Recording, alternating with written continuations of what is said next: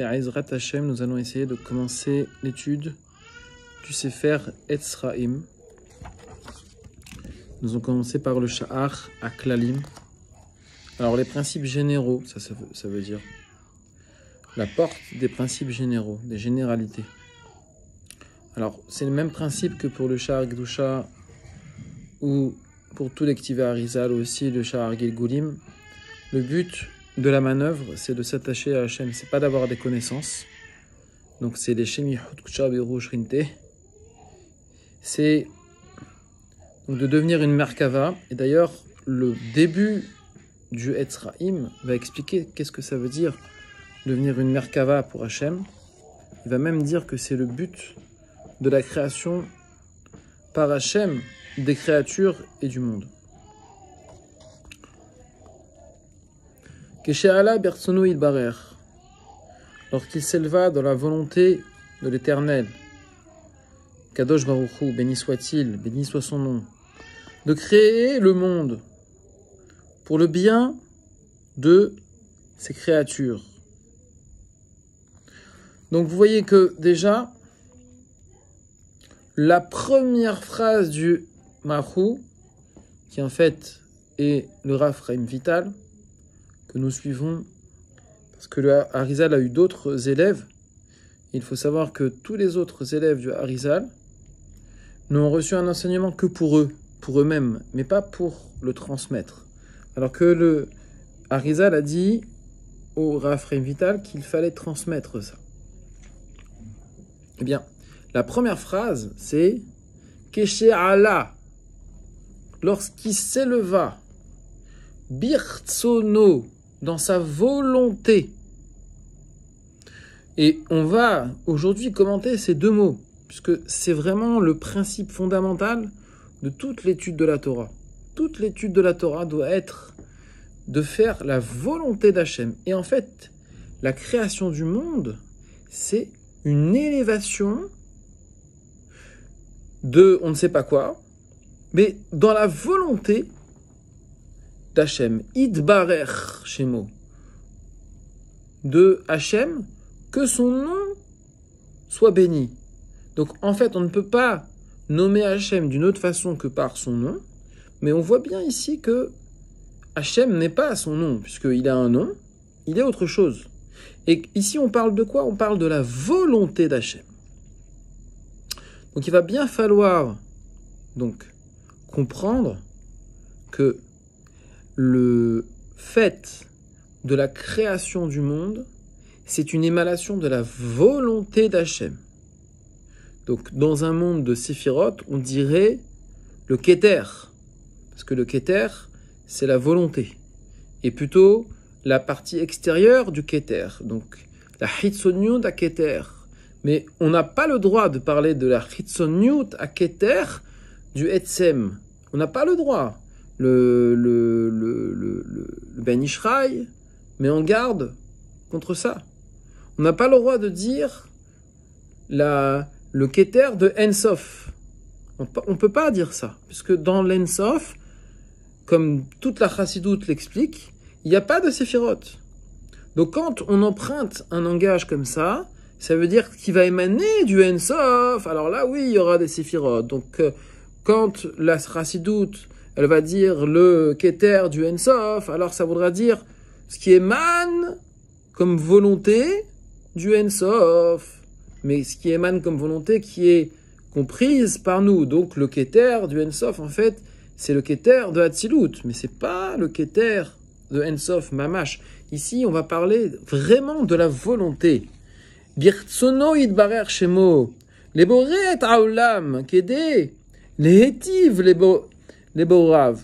Donc ça veut dire quoi? Ça veut dire ici que Hachem, il a créé le monde pour le bien de ses créatures. Les Hétiv, ça vient du mot Tov, pour compléter, pour faire que ces créatures soient Tov, pour le bien de ces créatures. Donc ça veut dire que ici, la volonté d'Hachem, ça a été de créer le monde, mais ce n'est que sa volonté qui crée le monde. C'est pas Hachem lui-même qui va faire ensuite ce qu'on va faire un Tzimtzum. Non, c'est faux. On entend beaucoup de gens qui disent non, Mechila, c'est pas personnel. Il faut bien voir le début du Etz Chaim. Keshe'ala birtsono idbarer shemo leboré. Birtsono. Ça veut dire quoi? On va voir qu'il y a un Tzimtzum, de créer un point. Non, c'est la volonté d'Hachem qui s'est rétractée par la suite. Il n'y a pas de rétractation d'Hachem lui-même. Hachem remplit les mondes. Hachem n'est que Chesed. On dit, Rashi il a dit qu'il a créé le monde par la tribu de Gvura. Il devait le créer par la tribu de Chesed. Mais c'est quoi? C'est par la tribu qui est lui-même une création d'Hachem. Mais Hachem lui-même n'est que Chesed, Kulo Chesed. D'accord? Les boré et Taolam pour créer le monde, qu'aider les hétiv, les borav, pour donner du bien à ces créatures. Tout ce qui nous arrive, c'est le bien. Tout ce qui nous arrive dans la vie, il faut avoir cette émouna shlema. Et c'est très difficile. Et c'est tout le travail du juif, tout le travail du béné noir aussi, de voir que tout ce qui arrive dans le monde, c'est parce qu'Hachem, il a eu la volonté, et c'est monté dans sa volonté. On ne sait pas comment, c'est monté dans sa volonté. On verra que les aliyot, il y en a beaucoup dans le Etz Chaim. On verra qu'il y a des montées de lumière. Ici, on ne peut pas parler qu'il y a des kelim, on ne peut pas parler qu'il y a des lumières. C'est kulo tov. Tout est bon, tout est pour du bon. D'accord? Donc de créer le monde pour le bien de ces créatures. Donc, on va voir aujourd'hui qu'est-ce que c'est la volonté d'Hachem. La volonté d'Hachem, birtsono, retsono idbarer. Retsono idbarer. C'est quoi retsono idbarer? C'est la volonté de celui qui a un nom qu'on va bénir. Donc déjà, dans la première phrase, on voit que finalement, qu'est-ce qui est important ici? C'est idbarer shemo, que son nom soit béni, qu'on bénisse son nom.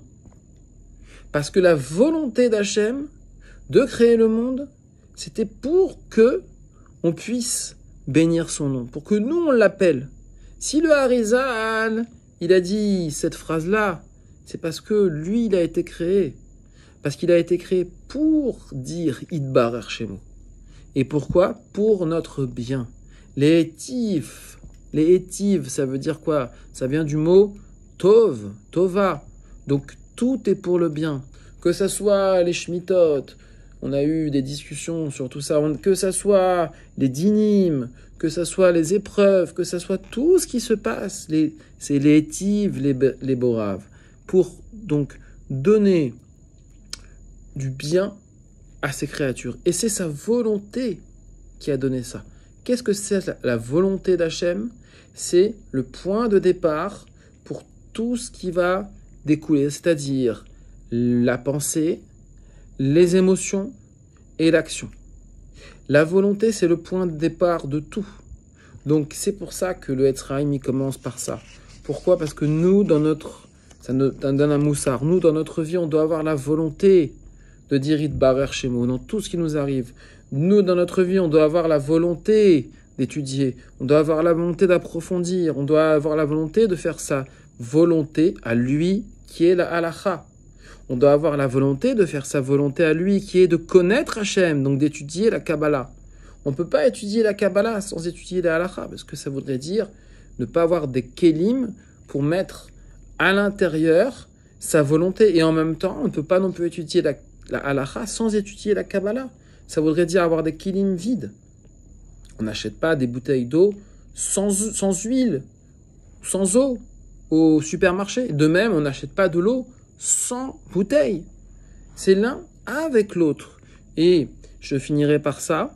On voit ici que il n'y a pas de monde. Il y a juste la volonté d'Hachem qui est donc blig mukval, sans limite. Donc, de là, on apprend quoi? On apprend qu'on doit d'abord commencer par étudier ce qu'est Hachem, pour pouvoir ensuite créer des kelim qui soient donc à la mesure de ce qu'on a compris. Et ne pas faire le contraire, c'est-à-dire créer des kelim et des kelim, mais au final, se dire qu'est-ce qu'on va mettre dedans. Ah non, ça c'est pas pour moi. Ah non, ça c'est pas pour... Non. D'abord, étudier la volonté d'Hachem. Qu'est-ce que c'est la volonté d'Hachem? C'est la volonté d'Hachem. Donc, ici, Birtsono, Idbarer, Shemo, savoir qu'est-ce que c'est que sa volonté. Qu'est-ce qu'il est Hachem? Avant de dire, ah oui, mais attends, il y a l'alacha. Non. D'abord, étudie Idbarer, Shemo. Qu'est-ce que ça veut dire? La prière. Le Morazaken, il était devant un dilemme. Il s'est dit, qu'est-ce que je fais? Où est-ce que je vais? Je vais chez je vais chez 2 maîtres. Il avait 2 maîtres devant lui. Il avait le Gaon de Vilna, d'accord? Et il avait l'élève du Baal Shem Tov. Et le premier, il a dit, ça c'est pour étudier la Torah. Et le deuxième, ça c'est pour apprendre à prier. Qu'est-ce qu'il a choisi? Il a dit, moi je sais étudier la Torah, mais je ne sais pas prier. L'Admor Azaken. Alors il a dit, je vais aller chez le Maguid de Mezrich, parce que là-bas, l'élève du Baal Shem Tov, je vais apprendre à prier. Qu'est-ce que c'est prier? C'est connaître Hachem. Savoir qu'est-ce que c'est Retsono Idbarer. Avant de mettre des kélim, pour que les kélim soient autour de ça, et qu'on puisse donc aller de niveau en niveau, Bezrat Hachem, qu'on puisse continuer comme ça.